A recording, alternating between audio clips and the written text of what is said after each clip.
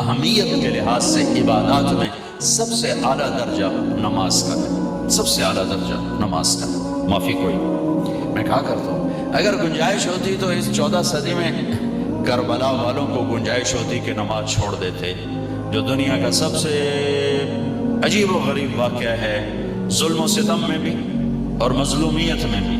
ایک طرف مظلوموں پر ظلم کی انتہا ہے اور ایک طرف ظالم کی ظلم کی انتہا ہے، اور ایسا کربناک واقعہ شاید تاریخ میں نہ دہرایا جائے کبھی بھی، نہ اتنے نہ حسین ہو اور نہ اتنے بڑے درجے کا ظلم و ستم دیکھنے کو ملے۔ وہ تو نواسہ رسول دوبارہ تو نہیں آئیں گے، جہاں نواسہ رسول اپنے بھائی بیٹوں سمیت بھتیجوں سمیت ذبح ہو رہے ہوں۔ زمین آسمان نے کبھی یہ منظر دیکھا یا دیکھے گی؟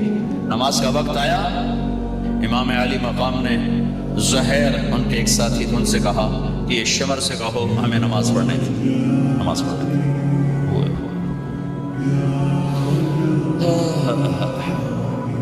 میں یوں کہتا ہوں اگر یہ قافلہ نماز نہ بھی پڑھتا تو ان کی جنت کا فیصلہ ہو چکا تھا۔ یہ تو بالکل موت کے کنارے پر کھڑے تھے اور لہو لہان تھے سارے قافلے والے۔ انہوں نے آگے جا کر شمر سے کہا نماز پڑھنے دو، انہوں نے کہا ہم نہیں پڑھنے دیں گے، نماز میں بھی ہماری تلوار چلے گی۔ تو انہوں نے واپس آ کر بتلایا کہ وہ راضی نہیں ہے۔ تو آپ نے کہا ٹھیک ہے، آدھے نماز پڑھو آدھے جنگ کرو۔ نماز نہیں چھوڑو، آدھے نماز پڑھو آدھے جنگ۔ ہمارے کتنے دوست ہیں اچھے نماز ہو جی، میٹنگ چل رہی تھی اس لیے نماز چھوٹ گئی، قضا پڑھ لواں گے، پیچھے پڑھ لواں گے، میٹنگ چل رہی تھی نماز چھوٹ گئی۔ کربلا سے بڑا واقعہ انسانی تاریخ میں نہیں آئے گا، نماز نہیں چھوڑی، نہیں چھوڑی۔ آدھوں نے نماز پڑھی آدھوں نے جنگ کی، پھر انہوں نے نماز پڑھی اور انہوں نے جنگ کی، اور عصر سے پہلے سب کے سر کٹ کے نیزوں پہ چڑھ چکے تھے۔ اور یہ وہ شہزادے تھے جن کو اللہ کے نبی نے کہا حسن اور حسین جنت کے نوجوانوں کے سردار، اور ان کو یہ سرداری اس شہادت کی وجہ سے نہیں مل رہی، ابھی ماں کی گود میں دودھ پیتے تھے جب اللہ کے نبی نے کہہ دیا تھا حسن اور حسین جنت کے نوجوانوں کے سردار ہیں جن کے نام اللہ نے تجویز کیے۔ جب حسن پیدا ہوئے تو آپ نے حضرت علی سے پوچھا کیا نام رکھا ہے؟ ان کا جی حرب، حرب کہتے ہیں لڑاکا۔ آپ نے کہا نہیں اس کا نام ہے حسن۔ پھر حسین پیدا ہوئے، آپ نے کہا کیا نام رکھا ہے؟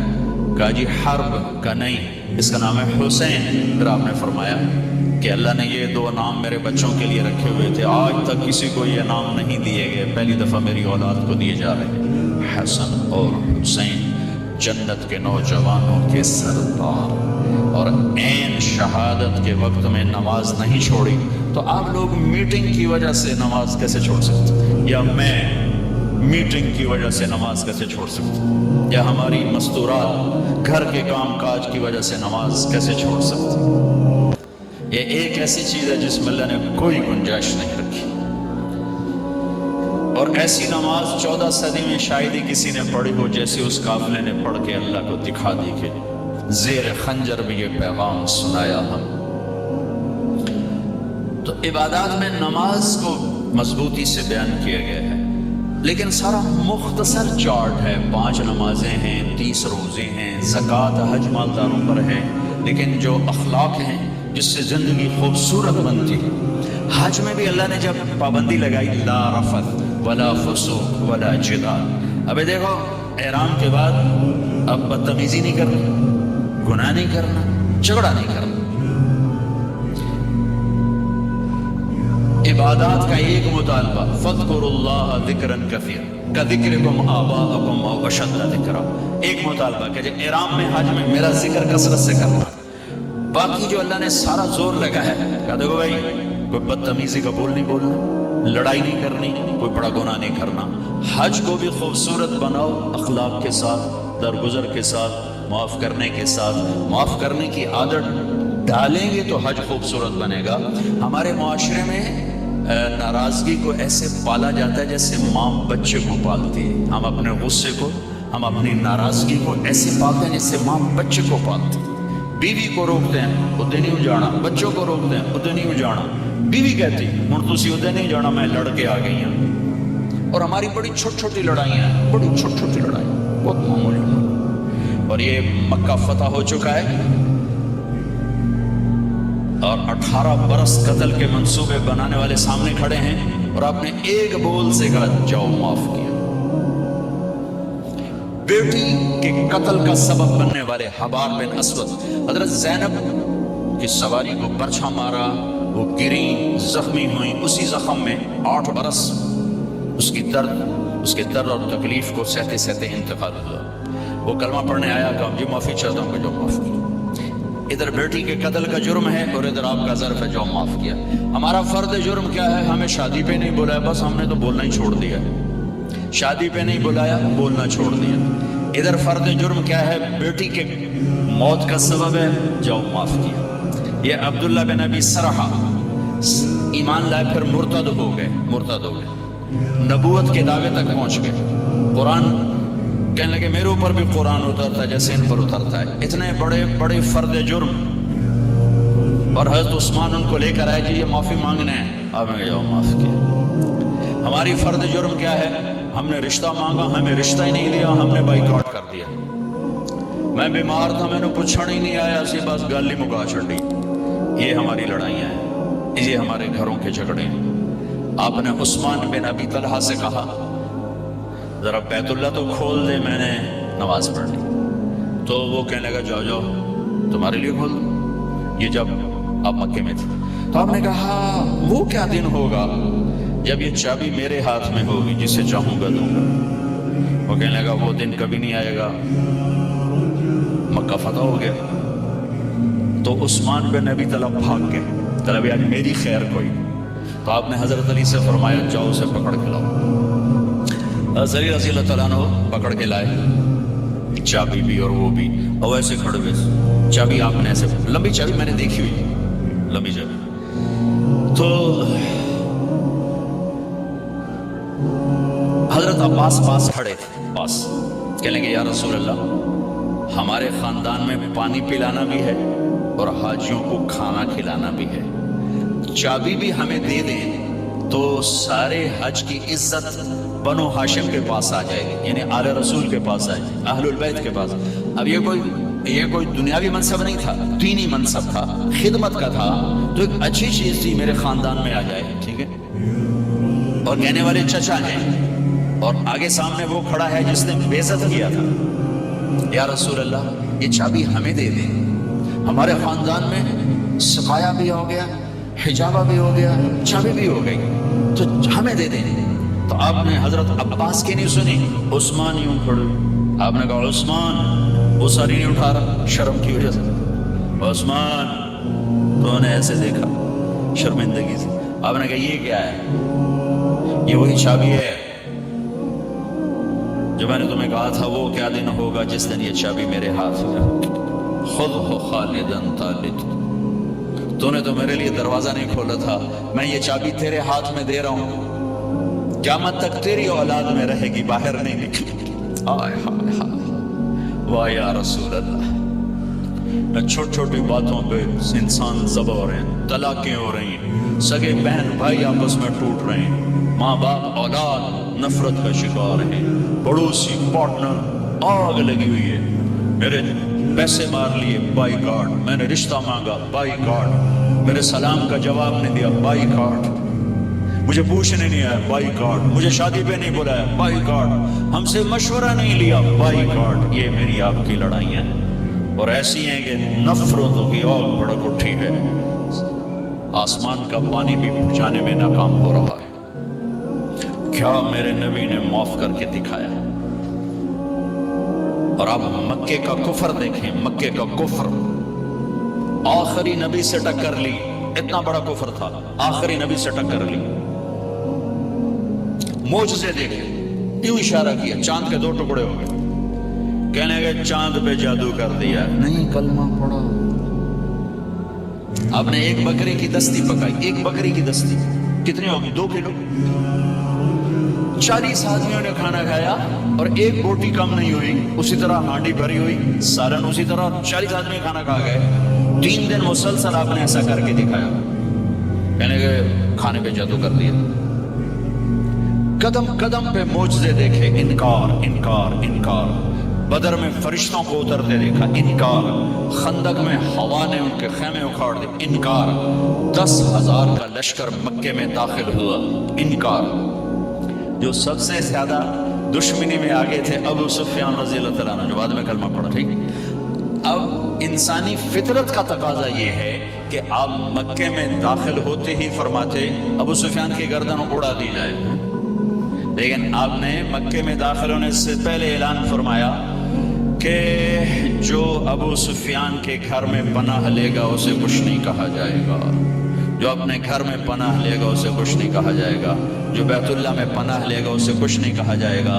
وہ قتل کے منصوبے بناتے رہے اور یہ یوں عزت دیتے رہے، یہ میرے نبی کی خوبصورت زندگی ہے۔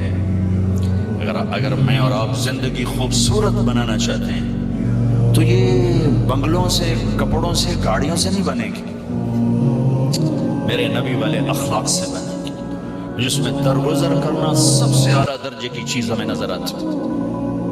معاف کیا، جاؤ معاف کیا۔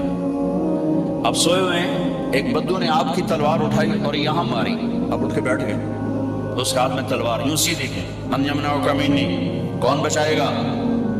تو آپ مسکرائے، آپ نے کہا اللہ، تو اس کا ہاتھ کانپا، تلوار گر گئی، تو آپ نے یوں تلوار اٹھا گئی، یوں سیدھی کی، تجھے کون بچائے گا؟ کہنے لگا میں تو ہی بچاؤں۔ تو آپ نے کہا کلمہ پڑھتے ہو؟ کہنے لگا نہیں پڑھتا۔ کہا جاؤ معاف کی۔ جب وہ کلمہ نہیں پڑھ رہا تھا تو اس وقت تو قتل کر دیتے کہ میں نے قتل کرنا آیا، اگر نہیں میں نہیں پڑھتا۔ کہا جاؤ معاف کی۔ مکے سے طوائف آئی، طوائف، سارا، اس کا نام تھا سارا، گانے والی، ناچنے والی، اور آگے مدینے پہنچ گئی، کہنے لگی فاقو مر گئی ہوں میری مدد کر۔ اللہ کے نبی سے کہہ رہی گانے والی، ناچنے والی، فاقو مر گئی ہوں میری مدد کر۔ تو آپ نے کہا کلمہ پڑھتی ہو؟ آپ نے کہا کلمہ پڑھتی ہو؟ کہنے لگا نہیں پڑھتی، نہیں پڑھتی۔ کفر، ناچنے والی، گانے والی، ٹھیک ہے، کلمہ پڑھتی ہو؟ کہا نہیں پڑھتی۔ تو آپ کہتے ہیں نکا نکا تیوار کر دو، نہیں۔ تو آپ نے کہا میں اپنی خاندان والوں سے کہتا ہوں اس عورت کی مدد کرو، اپنے خاندان، اپنے خاندان، میں اپنے خاندان سے کہتا ہوں اس عورت کو بھر دو۔ یہ اپنا خاندان کیوں کہا؟ سب صحابہ سے کیوں نہیں کہا کہ کسی کے جی میں یہ نہ آئے کہ طوائف کی مدد کر رہے ہیں، لہذا اپنے خاندان سے کہا میرے گھر والے اس کی مدد کرو، اور اس کو بھر کے بھیجا۔ یہ میرے نبی کے اخلاق ہیں۔ آپ کھانا کھا رہے ہیں، ایک مدینے کی طوائف گزری، اس نے نا آپ کا مذاق اڑانا چاہا، کہا بڑا نبی بنتا ہے کسی کو کھانے کا ہی نہیں پوچھتا۔ تو آپ نے کہا آ جاؤ، حالانکہ آپ کہتے ہیں ان 2 لیٹر مارو گے تو دفع کرو، یہ طوائف ہو کے کی گل کر رہی۔ 2007 میں 2006 میں نرگس میرے ساتھ حج پر تھی، لاہور کا گروپ تھا، اس کے ساتھ ہم گئے ہوئے تھے، اس کو تیار کیا تھا۔ تو عرفات والے دن وہ شام کو اس کا رو رو کے برا حال تھا، کیا پتا چلا کہ وہ میٹرس نہیں بچھاتے یہ لوگ جو حج ٹور والے ہوتے ہیں، وہاں 3-4 خواتین بیٹھی تھیں، وہ بھی جا کے بیٹھ گئی، تو انہوں نے اس کو طوائف اور رنڈی اور کیا کچھ کہہ کر وہاں سے اٹھا دی اور بے عزت کیا، بہت زیادہ بے عزت کی۔ تو اس کو اتنی مشکل سے سمجھا بجھا کے اس کو نرم کیا۔ میں نے کہا میں اب کس کے سامنے رونا روں، یہ وہ جگہ ہے جہاں میرا اللہ کہتا ہے اتنے گناہ لے کر آؤ جتنے بارش کے قطرے ہیں معاف کر دو، اتنے لے کر آؤ جتنے ریت کے ذرے ہیں معاف کر دو، اتنے لے کر آؤ جتنے درختوں کے پتے ہیں معاف کر دو۔ تو ایک طوائف کے پاس اتنے گناہ تو نہیں ہیں کہ وہ بارش کے قطروں سے زیادہ ہو جائیں یا ریت کے ذروں سے بڑھ جائیں یا درختوں کے پتوں سے بڑھ جائیں، نہیں، نفرت نفرت نفرت نفرت۔ انسان ہی نہیں سمجھتا۔ ایک ہوتا ہے پیسے کا تکبر، وہ بھی بڑا خوفناک ہے۔ ایک ہوتا ہے نیکی کا تکبر، یہ پیسے سے زیادہ خوفناک ہے۔ میری گل ذرا کان کھول کے سنے آجائے۔ ایک پیسے کا تکبر ہے، یہ بھی بڑی بھڑی شے ہے، لیکن نیکی کا تکبر اس سے بھی زیادہ ہوتا ہے۔ یہ آدمی کو ایسے ہی گراتا ہے اللہ کی نظروں سے، جیسے بڑے بڑے گناہوں سے انسان اللہ کی نظروں سے گرتا ہے۔ اس کا یہ میں نے آپ کو نمونہ دکھایا ہے۔ اٹھ جائے یہاں سے، طوائف ناچنے والے، وہ تو توبہ کرنے گئی تھی اور اس نے کی توبہ، گھر بیٹھ گئی۔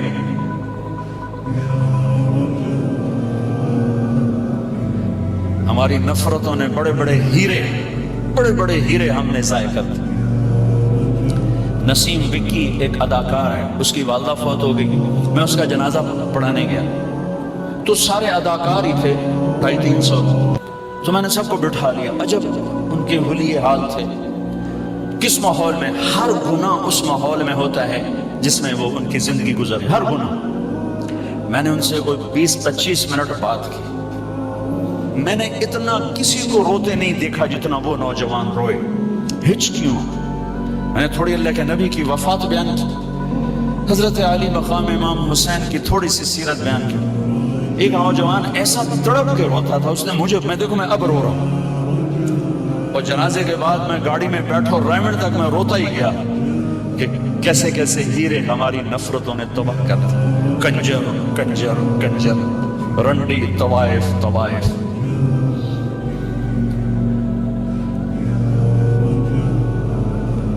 کون جسم کو بیچتی ہے؟ کس نے گھنگرو پہنائے؟ کس نے اس کو جسم فروشی پہ مجبور کیا؟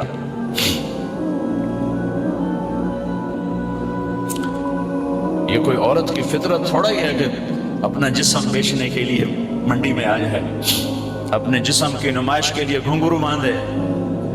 یہ تو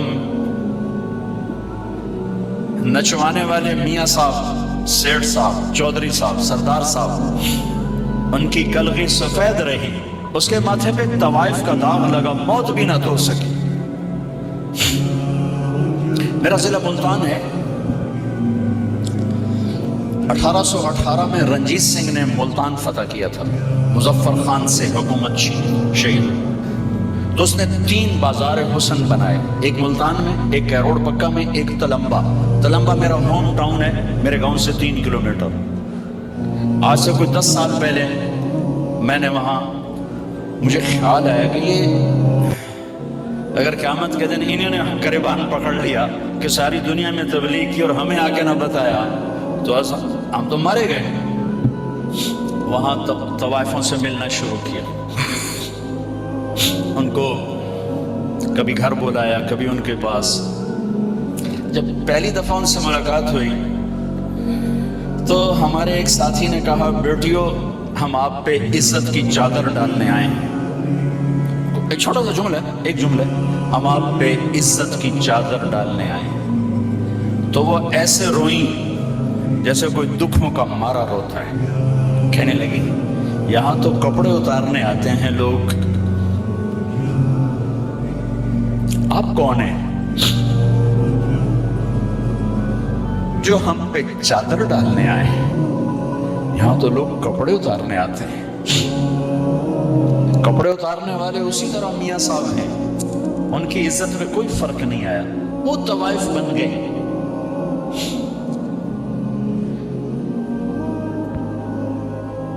10 سال کی محنت کے بعد اللہ کے فضل سے وہ سارا محلہ ختم ہونے کو، کتنی بچیاں کی شادی ہو گئی، توبہ کر گئی، کتنیوں کے میں نے وظیفے لگا دیے کہ وہ کہا جب تک ہماری شادی نہیں ہوتی پھر ہمیں کوئی روٹی پانی کا انتظام کر دو، اور کتنوں کے پیغام آتے ہیں کہ جی کہیں ہماری شادی کروا دیں، ہم یہ گندا کام اب نہیں کرنا چاہتے۔ نفرت کرنا کون سا مشکل کام؟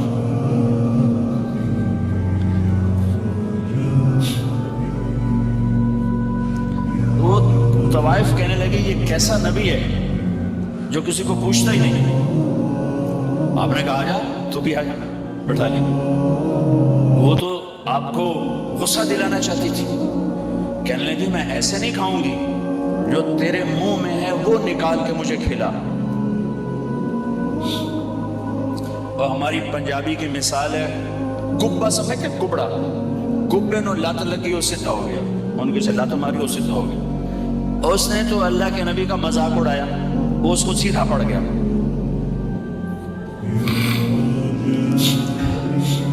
جب اللہ کے نبی کا لعاب اس کے منہ میں جب گیا تو کیا ہونا تھا؟ جو آپ کے منہ کا نوالا اس کے منہ میں گیا, اس نے وہی کلمہ پڑھ لیا اور مدینے کی حیات اور پاک دامن عورت بن گئی. میرے بھائی بہنوں, زندگی کی خوبصورتی حج سے نہیں ہوگی, نماز سے نہیں ہوگی, روزے سے نہیں ہوگی, ذکر و تلاوت سے نہیں ہوگی. ہاں, یہ ہماری فاؤنڈیشن ہے, ہماری بنیاد بنے گی. بنیاد کے بغیر عمارت نہیں بنتی. اگر زندگی کو خوبصورت بنانا ہے, اس میں حج بھی ایک عمل ہے, تو اپنے اخلاق خوبصورت, نبی والے اخلاق سیکھیں. آپ کا گھر خوبصورت, آپ کا زندگی کا سفر خوبصورت, آپ کی اولاد آپ سے خوش, آپ اپنی اولاد سے, آپ کی بیوی آپ کو دعائیں دے گی, آپ اپنی بیوی کو دعائیں دیں گے. اگر نبی والے اخلاق زندہ ہو جائیں تو ساری زندگی میں بہار آ جائے, بہار آ جائے. محل میں رہ کر بھی مزہ ہے, جھونپڑے میں رہ کر بھی مزہ ہے. کیونکہ زندگی احساسات کو کہتے ہیں, کپڑوں زیور کو زندگی نہیں کہتے. جب احساسات ٹوٹتے ہیں پھر کوئی چیز خوش نہیں کرتی. 100 بار چمن مہکا, 100 بار بہار آئی, دنیا کی وہی رونق, دل کی وہی تنہائی. دنیا کی محفلوں سے اگتا گیا ہوں یا رب, کیا لطف انجمن کا جب دل ہی بجھ گیا. اور دل جو بجھتا ہے وہ جب رویے غلط ہوتے ہیں اس سے دل بجھتا. زبان کے سخت بول, بدتمیزی, معاف نہ کرنا, درگزر نہ کرنا, طنز, یہ زندگی کو ویران کر دیتا. تو میری آپ سب سے گزارش ہے, میں نے صرف حج سے متعلق بات نہیں کی, پوری زندگی سے متعلق بات کی ہے کہ اگر میں, آپ یا ہماری مستورات مائیں بہنیں بیٹیاں, اگر یہ اپنی زندگی میں خوبصورتی دیکھنا چاہتی ہیں, ایک جسم کی خوبصورتی ہے جس کو جتنا بچا لیں بڑھاپا کھا جائے گا یا موت کھا جائے گا, نہیں بچ سکتا. لیکن ایک اخلاق کی خوبصورتی, ایک زندگی کی خوبصورتی ہے, وہ جتنے آپ کے اخلاق بڑھیں گے آپ کی زندگی خوبصورت ہوتی جائے گی, خوبصورت ہوتی جائے گی, حسین ہوتی جائے گی. آپ اللہ کی بارگاہ میں بھی جگہ پالیں گے اور لوگوں کے دلوں میں بھی جگہ پالیں گے کہ ایک میٹھے بول پر آپ دل خرید سکتے ہیں اور ایک کڑوے بول پر ساری زندگی کی محبتوں کو آگ لگ جاتی ہے. کیونکہ تعلق بنتے بنتے بنتا ہے, توڑنے کے لیے تو ایک بول ہی کافی ہے, ایک بول ہی کافی ہے. اللہ تعالیٰ نے قرآن میں دل کو شیشے سے تشبیہ دی, شیشے سے. اور عرب کی شاعری میں, اردو کی شاعری میں, فارسی کی شاعری میں دل کو شیشے سے تشبیہ دی گئی ہے. میں صرف قرآن سے آپ کو بات کر رہا ہوں. المصباح فی زجاجہ, الزجاجۃ کأنها کوکب درّی. یہ دل شیشہ, شیشے سے تشبیہ دینے میں پتہ نہیں کتنی وجوہات ہیں. ایک وجہ میرے مضمون سے متعلق, شیشہ ٹوٹے جڑتا نہیں, ہر چیز ٹوٹ جائے جڑ جاتی ہے, شیشہ ٹوٹ جائے نہیں جڑتا, پھر آگ میں ڈالنا پڑے گا. یہ کم بخت دل بھی کچھ ایسا ہے, یہ ٹوٹے تو جڑتا نہیں, اور اسے توڑنے کے لیے خنجر نہیں چاہیے, یہ زبان ہے جس سے یہ کٹتا ہے, اور اس کو جوڑنے کے لیے کوئی آئنٹمنٹ نہیں چاہیے. یہ زبان کا میٹھا بول ہے جو اسے جوڑ دیتا ہے. ایک بول جوڑ دیتا ہے, ایک ہی توڑ دیتا ہے. ساری دنیا کا شہد اکٹھا کروں زبان کا بول اس سے میٹھا ہے، ساری دنیا کے 7 سمندر کی کڑواہٹ اکٹھی کروں تو زبان کی کڑواہٹ اس سے زیادہ ہے۔ یہ 32 دانتوں کے درمیان اور 2 ہونٹوں کے درمیان مرہم بھی ہے اور زہر بھی ہے۔ اس لیے میرے نبی نے فرمایا معاذ تمہیں سارے دین کا خلاصہ بتاؤں؟ کیا جی بتائیں؟ تو آپ نے یوں کیا، یہ زبان۔ ایک روایت معاذ تمہیں دین کی بنیاد بتاؤں، دین کا ستون بتاؤں، دین کی چھت بتاؤں؟ یہ تعبیر میری ہے، الفاظ کچھ اور۔ بنیاد، پلر، چھت، عمارت پوری ہو گئی۔ اور دوسری حدیث خلاصہ بتاؤں؟ خلاصہ ساری کتنا خوبصورت انداز ہے سمجھانے کا۔ انہوں نے کہا جی کیا ہے؟ تو آپ نے کہا یہ کا زبان قابو میں رکھنا، کفہا، اسے قابو میں رکھنا، اسے قابو میں رکھنا۔ لقمان علیہ السلام کا فرمان ہے چپ رہنے پہ کبھی نہیں پچھتایا، جب بھی پچھتایا اپنے بول پہ پچھتا۔ تو میری آپ کی زندگی میں جو خوبصورتی آئی، ایک اس دل کو نفرتوں سے پاک کرتا، ایک اس زبان کو زہریلے بول سے پاک کرتا۔ ایک حدیث سناتا ہوں، بات ختم کرتا ہوں۔ میرے نبی نے فرمایا میرے بیٹے انس، میری ایک عظیم الشان سنت ہے، یہ عظیم الشان کا لفظ بس یہی ہے اور ہوگا مجھے یاد نہیں۔ میں نفی نہیں کرتا ہوں، لیکن جتنا مجھے یاد ہے اس کی نفی ہے کہ میری یادداشت میں یہ لفظ صرف یہی آ رہا ہے کہ میرے بیٹے انس میری ایک عظیم الشان سنت ہے۔ یہ داڑھی بھی سنت ہے، پگڑی بھی سنت، یہ سفید لباس بھی سنت، سیدھے ہاتھ سے کھانا بھی سنت، شادی کرنا بھی سنت، کمانا بھی سنت، لیکن عظیم الشان سنت صرف ایک جگہ مجھے یاد ہے، کسی اور جگہ بھی ہو سکتا ہے کہ میرے بیٹے انس میری ایک عظیم الشان سنت ہے، اور جو میری اس سنت سے پیار کرے گا مجھ سے پیار کرے گا، اور جو مجھ سے پیار کرے گا جنت میں میرا ساتھی ہوگا۔ کتنی بڑی بات ہو گئی، ایک سنت پر، ایک سنت پر۔ کہ جی کیا ہے؟ کیا ہے کہ یا بنی ان استطعت ان تصبح وتمسی وليس في قلبك غش لأحد فافعل۔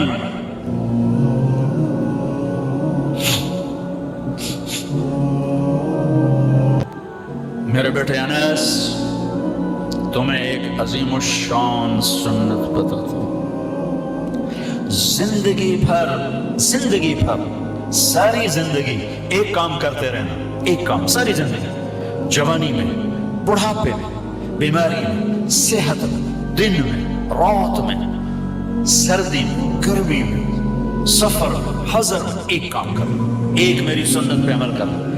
اس دل میں کسی کی نفرت نہ پا، کسی سے نفرت نہ کر۔ لأحد مسلم نہیں کہا، مومن نہیں کہا کہ کسی مسلمان سے نفرت نہ کرنا، لأحد۔ اس وقت 7 ارب انسان ہیں دنیا میں، اور میرے نبی فرما رہے ہیں کسی سے نفرت نہ کرنا، کسی سے بغض نہ رکھنا، کسی کا کھوٹ دل میں نہ رکھنا۔ یہ میری وہ سنت ہے جو اس سے پیار کرے گا مجھ سے پیار کرے گا، جو مجھ سے پیار کرے گا جنت میں میرا ساتھی ہوگا۔ بھائی بہنوں، ہم کپڑے پہنتے ہیں نا، صاف ستھرے پہن کر آئے نا آپ لوگ، میں بھی ابھی بدل کے آیا ہوں، آپ بھی بدل کے آئے، کہ داغ لگا ہوا نہ خود اچھا لگتا ہے نہ لوگوں کو اچھا لگتا ہے۔ تو نفرت یہ وہ دل کا داغ ہے جو اللہ کو پسند نہیں ہے، اسے صاف کر دیا کریں۔ دیکھو ہم کھانا کھاتے ہوئے آگے نیپکن رکھتے ہیں اور آستینیں چڑھا کے بیٹھتے ہیں کہ کہیں آستینوں پہ نہ کوئی سالن لگ جائے، اور آگے وہ یہ پہلے اگلے رکھ کے توڑے واسطے روٹی کھواؤں گی نا، روٹی ہے دیکھو نا توڑے واسطے پہلے سانپ تے رکھے ہوئے وہ توڑے چولے نہ میلے ہو جائے، نہیں؟ تو میرا اللہ یہی کہتا ہے ذرا اس کو بھی سانپ کے رکھ، اس پہ داغ نہ لگنے دے نفرت کا۔ مجھے اچھا نہیں لگتا، نہ میرے نبی کو اچھا لگتا ہے، نہ میرے رب کو اچھا لگتا ہے کہ میں کسی سے نفرت کروں۔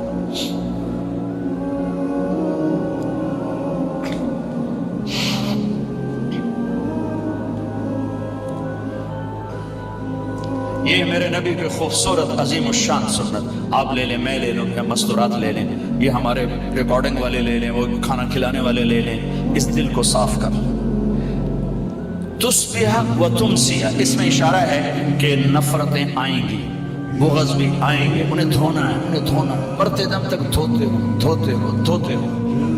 موج کرو، جنت میں جانے والے بنو کہ یہ ایک دل میں کسی کی نفرت نہ آئے، یہاں سے گالی چغلی شکایت نفرت کا بول نہ ہو، تو انشاءاللہ حساب ہی سوکھا ہو جائے گا. شاید اللہ بغیر حساب ہی آگے دے جا، تو نے میرے بندوں کے ساتھ پیار کیا، چل میں بھی کرتا ہوں. ایک اور حدیث یاد آ کے بعد ختم کرتے ہیں. آپ نے فرمایا ایک آدمی اللہ کی بارگاہ میں پیش کیا گیا، پہلی امتوں میں، تاجر آپ لوگ بیٹھے ہوئے ہیں، تو فرشتوں نے کہا بھائی کوئی نیکی دکھا. وہ کہنے لگا میں تو ویلا، میرے پلے کشا کوئی نہیں.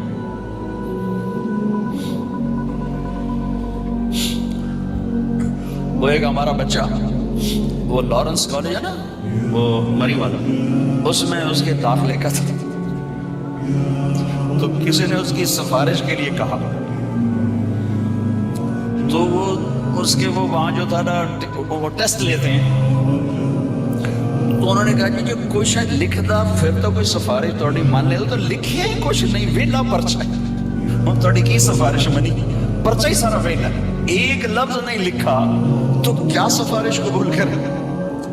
وہ کہے گا کہ میرا تو پیپر ہی ویلا، میرے تو پلے ہی شاید کچھ نہیں. وہ کہیں گے کوئی یاد کر، وہ کہے گا میں تجارت کرتا تھا، جس سے لینے ہوتے تھے پیسے، اگر وہ نہیں دیتا تھا ٹائم پر تو تنگ نہیں کرتا تھا، اور اگر دینے کی طاقت نہیں رہتی تھی تو معاف کر دیتا تھا. وہ اس کو پکڑ کے اللہ کے سامنے پیش کیا، کہیں گے اللہ یہ بندہ ہے، آپ اس کی سن لیں. تو اللہ تعالیٰ فرمائیں گے ہاں بھائی کیا ہے؟ کہ یا اللہ تیرے فرشتے پوچھ رہے تھے بھی تیرے پلے کوئی شے ہے، تو میں نے کہا میرے پاس تو کچھ بھی نہیں ہے. پھر میں نے یاد کیا تو یہ ایک نیکی یاد آئی کہ تجارت کرتا تھا، جس سے لینا ہوتا تھا وہ عام طور پہ موقع پہ نہیں دیتے تھے تو میں ان کو تنگ نہیں کرتا تھا، اور جو دینے کے قابل نہیں رہتے تھے ان کو معاف کر دیتا تھا. تو میرے نبی نے فرمایا، تو اللہ نے اسے کہا اچھا بھائی تو میرے بندوں کے ساتھ بڑی نرمی کرتا رہا، چل میں بھی نرمی کرتا ہوں، جا میری جنت جا کو نہیں پوچھتا، نہ نماز نہ روزے کچھ بھی کوئی نہیں. ہو گیا. اللہ کو اپنے بندوں سے حسن سلوک اتنا پسند، تو میں نے پوری زندگی کا نقشہ آپ کے سامنے پیش کیا ہے. اگر اس نقشے میں رنگ بھرنا ہے، اپنے اخلاق اچھے کر، اپنے رویے اچھے کر، معاف کرنا سیکھ، درگزر کرنا سیکھ، سینے سے لگانا سیکھ لیں، زبان پر قابو سیکھ لیں، دل کو دھونا سیکھ، زندگی خوبصورت ہو جائے گی. یہ تبلیغ کا کام اسی کی ایک محنت. میں آپ سے زیادہ نہیں کہتا، آپ ہر مہینے 3 دن لگایا کریں تبلیغ میں، آپ کو پوری زندگی میں انقلاب محسوس ہوگا، اور پوری زندگی کا رخ اللہ کی طرف پھر جائے گا. اگر آپ انشاءاللہ کرتے رہیں گے اور اپنے 24 گھنٹے کی زندگی میں ایک نماز کو زندہ رکھیں اور منفی رویوں کو پازیٹیو کر دیا کریں، نیگیٹو کے سامنے نیگیٹو. میں نے ایک ریسرچ پڑھی کہ جو لوگ پازیٹیو سوچتے ہیں ان کو جم جانے کی ضرورت نہیں ہے، ان کے جو پازیٹیو میسیجز ہیں وہ ان کو فریش کرتے رہیں گے. اور جو لوگ نیگیٹو سوچتے ہیں ان کو جم جانے کا فائدہ کوئی نہیں، جتنے مرضی چال ہیں بنڈل انہاں دا کھ نہیں بڑھنا، تو اندر نفرت ہی نفرت بھری ہوئی، وہ میں ڈنڈ کڈن تے میں بیٹھا کڈن، انہاں دے پلے کھ نہیں پڑھنا. وہ اندر سے نفرت نکالیں گے تو کچھ جا کر پازیٹیو نظام چلے گا. تو بھائی وہ پازیٹیو سوچیں، مثبت سوچیں، مثبت بولیں، معاف کرنا سیکھیں، اللہ بھی معاف کرے گا. لوگوں کے عیب چھپانا سیکھیں. ہم میں کون ہے جو پاکیزگی کا دعویٰ کرے یا قسم اٹھائے؟ ہم سب نفس و شیطان کے مارے ہوئے ہیں. اس کی مہربانی ہے، اس نے ستاری کی چادر ڈالی ہوئی ہے، تو ایک دوسرے کے سامنے بیٹھے ہیں، ہمارے پردے اٹھا، شاید ہر کوئی اپنے آپ کا گلا گھونٹ کے مر جائے، اس کا کرم ہے. اگر اس جہان میں اپنے عیب چھپانا